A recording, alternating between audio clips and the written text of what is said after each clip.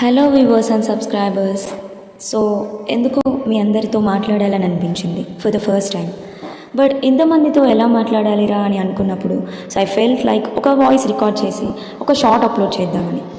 Actually first of all మీ అందరికీ చాలా థ్యాంక్స్.